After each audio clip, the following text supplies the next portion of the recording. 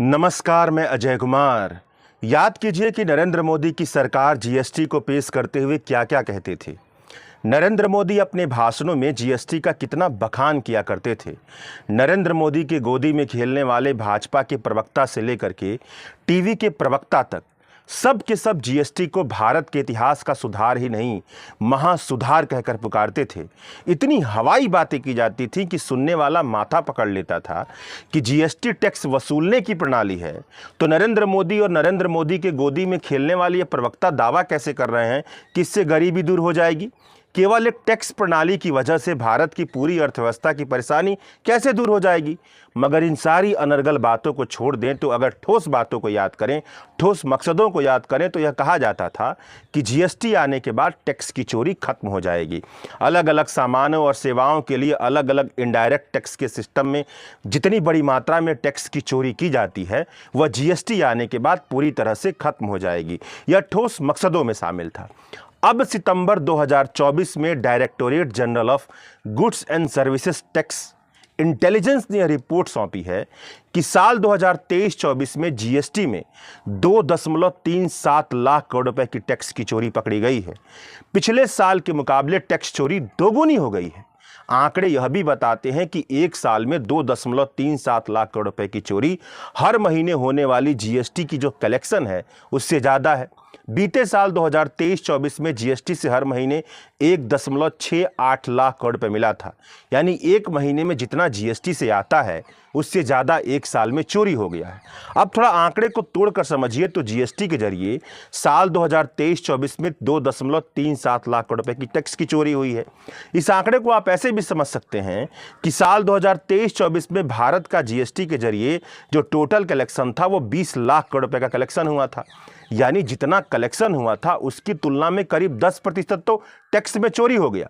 इसी तरह से भारत का साल 2023-24 का टोटल बजट 45 लाख करोड़ रुपए का था, यानी भारत सरकार ने साल 2023-24 में जितना इनकम आने का निर्धारण किया था उसकी तुलना में करीब 5% हिस्सा तो टैक्स का गायब हो गया, चोरी हो गया।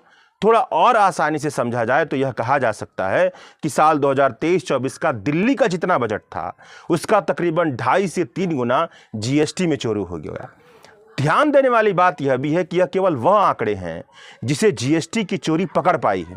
ध्यान देने वाली बात यह है कि यह केवल वह आंकड़े हैं जिससे जीएसटी का जो इंटेलिजेंस डिपार्टमेंट है वह जिसकी चोरी पकड़ पाया है। जो पकड़ में नहीं आई है, अगर वह भी पता चल जाए तो स्थिति और बढ़ती हुई दिखाई दे सकती है। मतलब जीएसटी के लागू हुए 10 साल भी नहीं बीते हैं और जीएसटी प्रणाली के जरिए टैक्स चोरी का कलंक हर अगले साल पिछले साल के मुकाबले बढ़ता जा रहा है।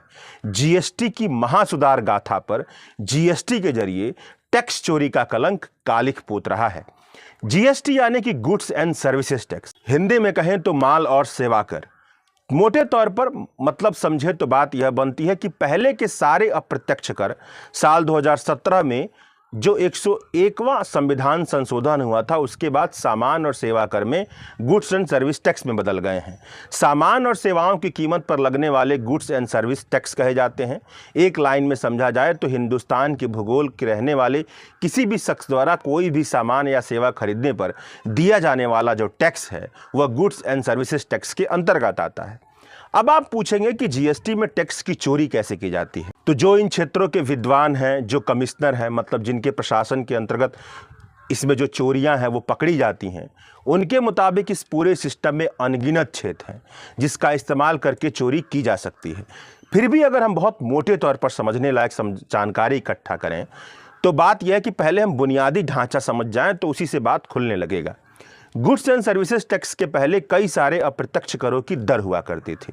इन सभी करों को एक करके गुड्स एंड सर्विस टैक्स में बदल दिया गया, लेकिन सभी वस्तुओं पर एक समान कर लगाना बिल्कुल नीति सम्मत नहीं था, क्योंकि मान लीजिए कि जो सबसे जरूरी वस्तु है जिसे भारत की पूरी आबादी इस्तेमाल करती है उस पर तो हम 28% से टैक्स नहीं ले सकते हैं। इसीलिए गुड्स एंड सर्विस टैक्स में 4 स्लैब बनाए गए, या सभी तरह के सामान और सेवाओं को 4 कैटेगरी में बांट करके उनके लिए कर की 4 दरें तय कर दी गई। जैसे कि इसेंशियल प्रोडक्ट पर 0% जीएसटी लगता है, बेसिक नेसेसिटी से जुड़े प्रोडक्ट पर 5 5% जीएसटी लगता है, स्टैंडर्ड गुड्स पर 12%, ज़्यादातर कंज्यूमर प्रोडक्ट वाले जो गुड्स होते हैं उस पर 18% और लग्जरी और शिन गुड्स पर 28% जीएसटी लगता है।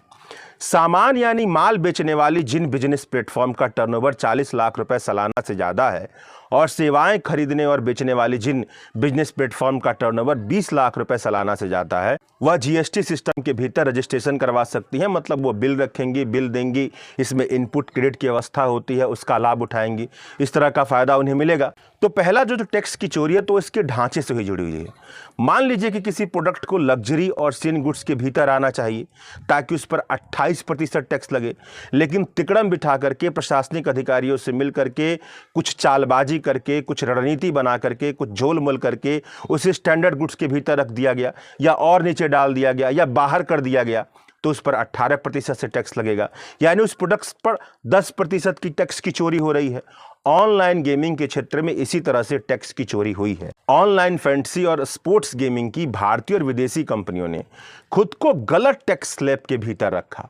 मतलब जितना टैक्स उन पर बनना चाहिए उतना टैक्स उनसे नहीं वसूला जा रहा था। इस तरीके से उन्होंने करीब 57,000 करोड़ रुपए टैक्स की चोरी की है। मामला जब तुल पकड़ने लगा तो कोर्ट में गया और 30 करोड़ रुपए का भुगतान करके मामला रफा दफा हो गया। इसके अलावा जीएसटी के टैक्स में चोरी करने का जो सबसे बड़ा जरिया है वह यह है कि जितने का सामान और सेवाओं की खरीद और बिक्री की जा रही है उसका बिल ही कम बनवा लिया जाए। अगर ऐसा हो रहा है तो हकीकत में ज़्यादा पैसे का भुगतान होगा, ज़्यादा कमाई होगी, ज़्यादा मुनाफा होगा, लेकिन जो रिकॉर्डेड कीमत होगी वह कम होगी और रिकॉर्डेड कीमत पर ही टैक्स का भुगतान करना पड़ेगा।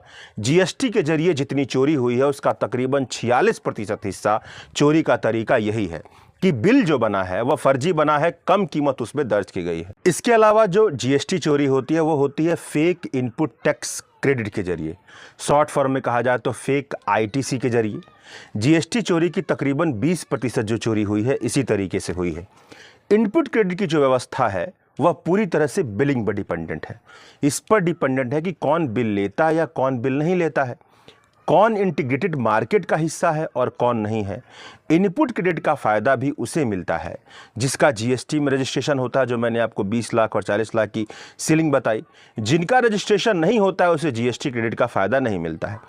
मान लीजिए कि मोबाइल के पूरे इनपुट पर 1,000 रुपये का खर्चा आया, इस पर से 18% की दर से टैक्स लगता है, यानी 1180 रुपये में मोबाइल बिका। इस पर कुछ वैल्यू एडिशन करके दुकानदार ने इसे 1500 रुपये में बेचा। इस तरह से मोबाइल के दुकानदार पर 1500 का 18% यानी 270 रुपये का टैक्स बना, लेकिन दुकानदार ने पहले ही 180 रुपये का टैक्स दे दिया है।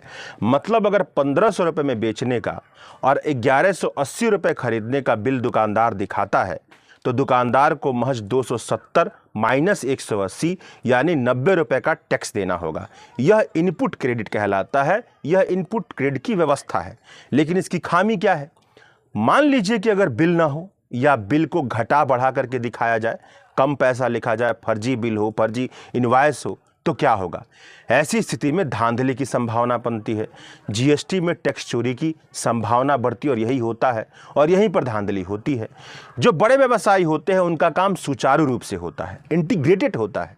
मतलब जो कच्चा माल चला रहे हैं तो कच्चे माल के किसी दुकानदार से उनका संपर्क है, एक सिस्टम बना हुआ, वो इंटीग्रेटेड है। वह तो आसानी से इनपुट क्रेडिट का फ़ायदा उठा लेते हैं क्योंकि उनका कारोबार इंटीग्रेटेड होता है। इसीलिए बिल पर कम लिखें, ज़्यादा कीमत बढ़ा दें, कम कीमत बढ़ा दें। इस तरीके से जो टैक्स की चोरी जितनी भी संभावना बनती है वह इंटीग्रेटेड सिस्टम में ज़्यादा बन जाती है। टैक्स बचाया भी जा सकता है, टैक्स चुराया भी जा सकता है, कमाई भी की जा सकती है। तो ये सारे धंधे चलते रहते हैं। मगर जो आटा का व्यवसायी है, जिसका व्यापार अच्छी तरह से इंटीग्रेटेड नहीं हुआ है, जो जुड़ा नहीं है, उसके बारे में सोचिए। वह पहली बात तो इनपुट क्रेडिट का फ़ायदा भी नहीं उठा पाएगा और वो भी जो चोरी करना है वो भी नहीं कर पाएगा। तो इसका मतलब यह हो गया कि यहाँ पर भी जो मोटी मछलियाँ हैं, जो बड़ी मछलियाँ हैं, जो इंटीग्रेटेड तौर पर फैली हुई, जिनका कारोबार का एक नेटवर्क है, उनके लिए टैक्स की चोरी की यहाँ पर ठीक ठाक व्यवस्था है। इन सब के अलावा भी और कई भी तरीके होते हैं जिससे जीएसटी में चोरी की जाती है। अभी ऐसी कई खबरें लगातार छपती रहती हैं कि लोगों के आधार और पैन कार्ड को चुरा करके उसके जरिए फर्जी कंपनियां बनवाई गईं, फर्जी कंपनियों ने फर्जी इनवॉइस जारी किए और फर्जी तरीके से इनपुट क्रेडिट दिखाया गया, सरकार से इनपुट क्रेडिट वसूला गया। हाल फिलहाल गुजरात की खबर है कि गुजरात में तकरीबन 200 फर्जी कंपनियों ने फर्जी तरीके से कंपनी बनाई और फर्जी इनपुट क्रेडिट हासिल किया है। तो यह तो वह सारे तरीके हैं जिसके जरिए जीएसटी की चोरी की जाती है। अब जीएसटी की इंटेलिजेंस ब्रांच की जो रिपोर्ट है वह बताती है कि online gaming, banking, financial, insurance sector जैसे क्षेत्र में सबसे अधिक जीएसटी की चोरी हुई है। लोहा, कॉपर, पान मसाला, तंबाकू, सिगरेट, बीड़ी, इन सभी क्षेत्रों में जीएसटी की लूट हो रही है। ऑनलाइन प्लेटफॉर्म पर जो कंपनियां गेमिंग का काम करती हैं, एक तरह से कहा जाए तो जो लोगों को जुआ खेलने का प्लेटफॉर्म उपलब्ध कराती हैं, इन कंपनियों के क्षेत्र में जीएसटी के जरिए सबसे ज़्यादा चोरी हुई है। इस क्षेत्र की जीएसटी की चोरी करीब 1 लाख करोड़ रुपए से ज़्यादा की है।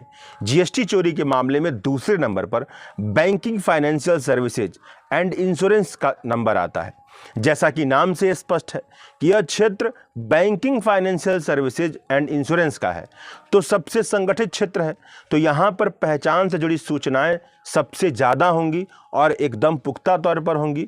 जीएसटी के बारे में जो बार बार कहा जाता है कि इसका टैक्स सतर्कता तंत्र, इसके जो रेगुलेटरी फ्रेमवर्क है, इसकी जो डिजिटल पहरेदारी है वह बहुत मजबूत है, वह वहीं पर सबसे अधिक फेल दिखाई दे रही है, जहां का तकरीबन 99% काम डिजिटल होता है, फाइनेंशियल डॉक्यूमेंट के सहारे होता है।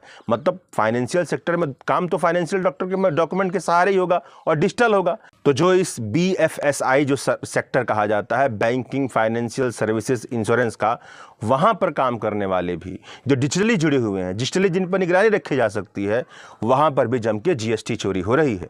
वित्त वर्ष 2024 के दौरान जीएसटी में चोरी के तकरीबन 6000 मामले दर्ज किए गए थे, जबकि वित्त वर्ष 2023 में जीएसटी की चोरी के 4872 मामले दर्ज किए गए थे। यानी जीएसटी चोरी के मामले में इजाफा हो रहा है।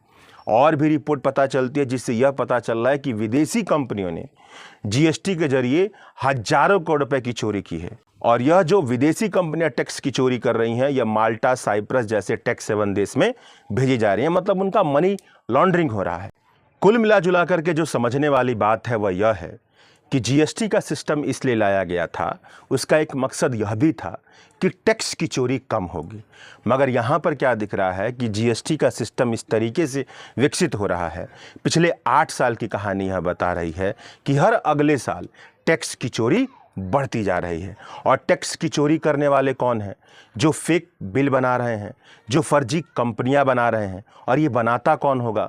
ये वही बनाते होंगे जिनके पास अच्छा खासा पैसा होता होगा।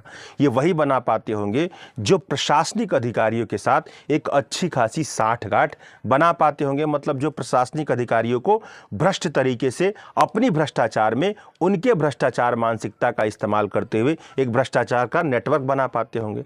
यानी कि भ्रष्ट कारोबारी, भ्रष्ट नेता, भ्रष्ट प्रशासनिक अधिकारी, यह तीनों मिलकर के इस सिस्टम को इस तरीके से चला रहे हैं ताकि जो सरकार के खजाने में पैसा पहुंचना चाहिए टैक्स के जरिए, वो कम पहुंच रहा है। जब सरकार के खजाने में टैक्स के जरिए कम पैसा पहुंचेगा तो जन कल्याण पर क्या होगा?